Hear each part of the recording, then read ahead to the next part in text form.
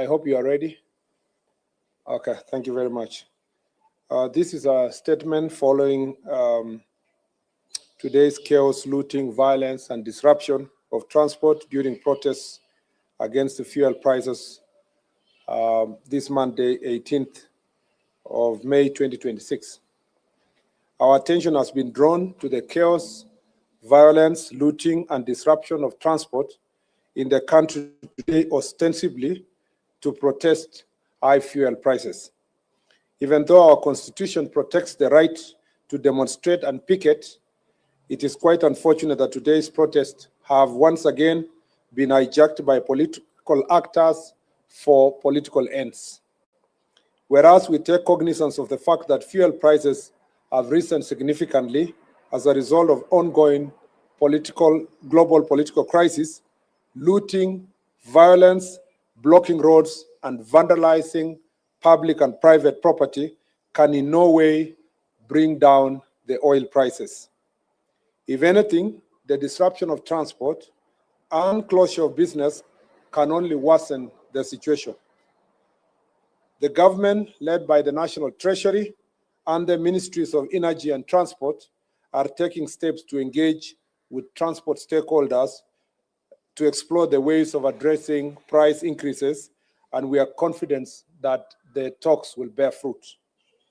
We are, however, concerned that although most parts of Kenya were peaceful, criminal elements in some parts have been mobilized and deployed by rogue politicians to target government projects, property, personal property, pro-government, and also property of pro-government leaders. The looting of Ketia supermarkets owned by a member of parliament who supports government, the burning down of UDA offices in Wote in Makueni County, and the torching of 2 trucks at the site of Rironi Mau Summit flagship project are not coincidence, but a calculated move to spread fear and intimidate government supporters and innocent public servants. Coupled with the recent violent attacks on Ms. Rachel Wandeto, who passed on this morning, we are witnessing a clear scheme where a section of political class is making incendiary statements to fund intolerance and ethnic bigotry and organizing gangs to spread terror, sabotage government projects, and profile and intimidate those of different political opinion, especially those who support government. We wish to reassure the country that the government will do everything in its powers to protect lives and property, and at no time would lawlessness be allowed to take root in any part of our country. We will intensify our fight against organized crime and its sponsors who are hell-bent on propagating anarchy. The full force of law will be brought to bear on the organizers of today's violence and wanton destruction of property. In fact, it is about 348 of them have already, perpetrators have already been arrested. It is quite unfortunate also that 4 Kenyans in today's violence, which also saw more than 30 people, it's unfortunate that we lost 4 Kenyans in today's violence, which also saw more than 30 people injured. It is very regrettable that there are politicians in this country who measure the success of opposition to the government by the number of innocent lives lost in the demonstrations they organize. This is the lowest form of politics and the most wicked manifestations of self-interest. To the leaders who have been profiling Kenyans of different political opinion and calling them traitors, we shall hold you personally responsible for the lives lost and property destroyed as a result of your statements. You will be answerable now and in the future. I commend Kenyans who went about their business in peace, and actually, largely in most parts of the country, Kenyans went about their business in peace, but also there are some public transport owners who protested in peace by just keeping off the transport system without really interrupting other people's lives. And we regret, in some cases, disruption of transport and businesses that have been looted, including a supermarket in Naivasha, which, as by the time we were coming here, was still facing invasion by goons. Let us remain calm as Kenyans, as relevant government agencies address the issue of fuel prices. To those traveling, our security agencies are under instructions to ensure our safety. All the roads that were blocked have now been cleared. Part of Kirinyaga, there was an attempt in Rongai and in Kitengela, and a particular attempt in Kakamega to invade. I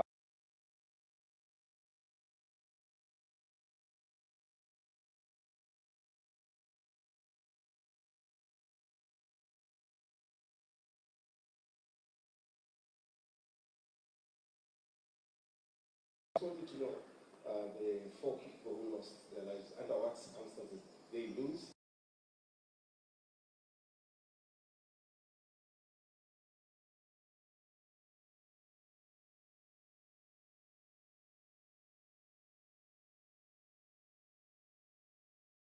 As for those who lost their lives, investigations are ongoing. It will establish exactly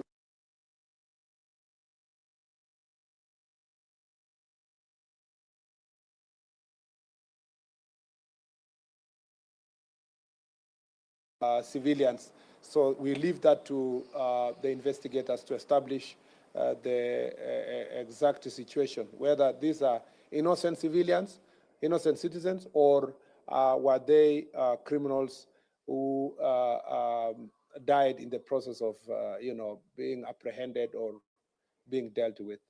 And on the question of oil prices, as you may be aware, there is an ongoing meeting now between the ministries of transport and energy with the stakeholders,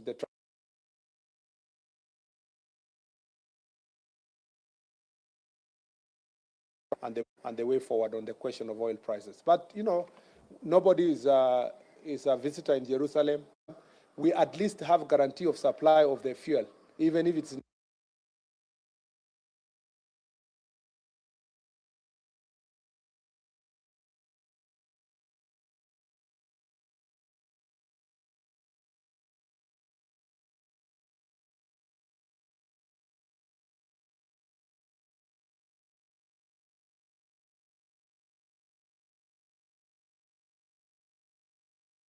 and I did it on the floor of the Senate.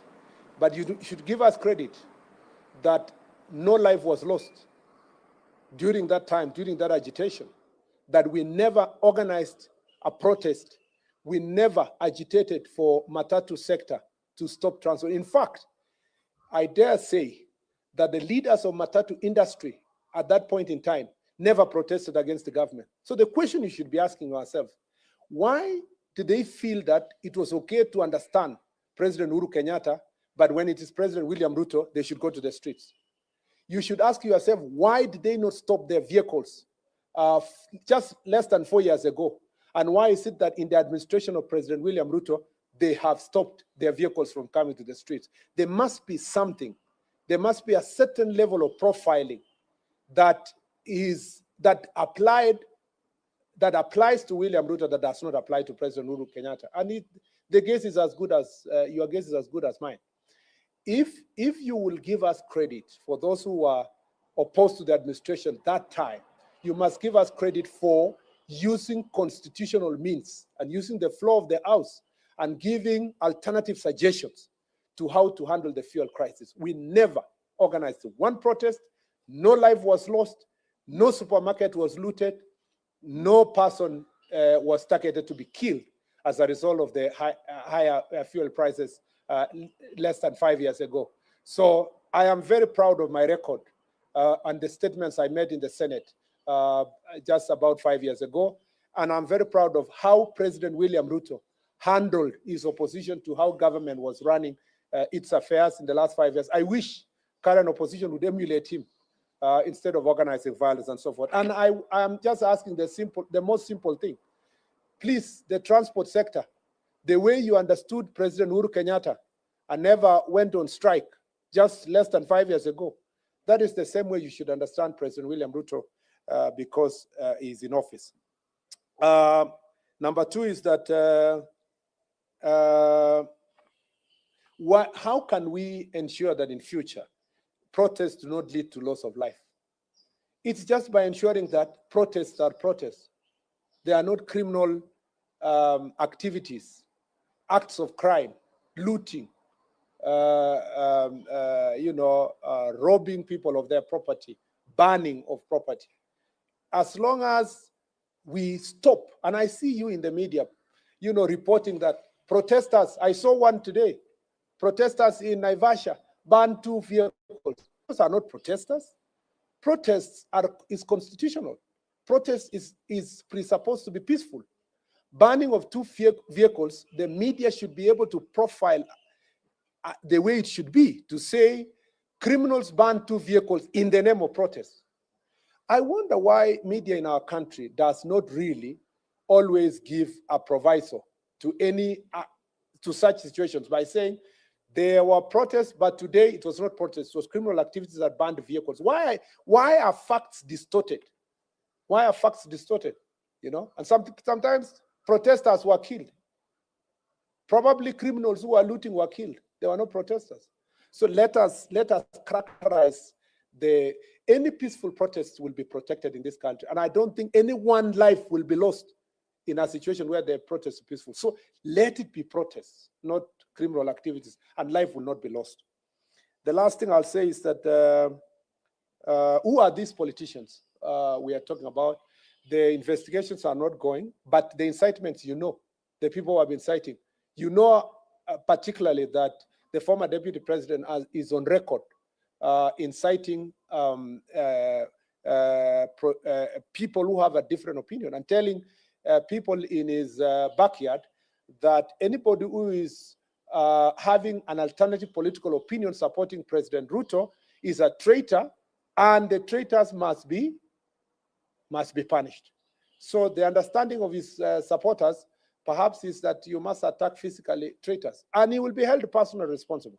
And all other politicians who are engaging in these acts of violence will personally be held responsible. I see sometimes some of these politicians speaking about ICC, take this one, ICC, and so forth. I don't know if they know that they are making their bed now and they will lie in it. So it is important for every one of us to become aware of their own acts. And we will take the necessary legal steps to bring all of them to face the law. I know even the banning of the UDF officers in Wote, Makueni, was organized by politicians, and the investigations are not going. So just give the DCI a few more hours, and those who are personally responsible will be held to account. I think I have answered all the questions. Yeah, I'm seeing somebody somewhere there. Yes, last one. Sorry, because you guys also indulged us by waiting for over an hour. I am indulging you by taking more questions. There's a dictatorship of the Kenyans. They're crying, why landlord countries, their prices are going down? Yet they're getting their fuel from the same port, which is the Mombasa port, including the Ethiopia, which is very, very low than Kenyans. I don't want to mention countries, but the last example you gave, just go and Google now if they have any fuel. Okay, even some of our neighboring countries already, they are rationing their fuel by telling the motorists they will take only a certain amount per week. So Kenya is different. We are a different economy. We have different challenges, and we have different approaches to issues.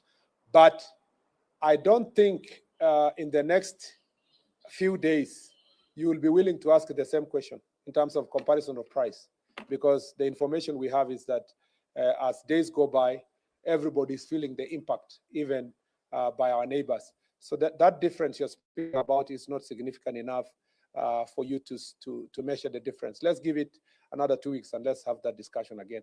But the most competent institution to respond to your question, of course, is the Ministry of Energy, and because of the meeting they have at the moment and the Treasury and so forth, they will answer that question accordingly.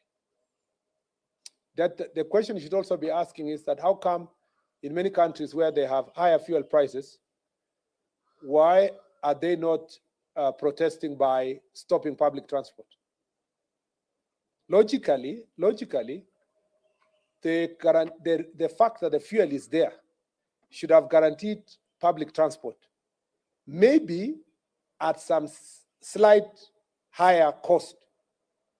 Then when government comes in, they would ask themselves, do we cushion the fuel prices or cushion the service provider by giving certain subsidy? But to say the fuel is there and you are not going to be able to continue public transport, I think it's unfortunate. And I'll tell you, just ask yourself fundamental question.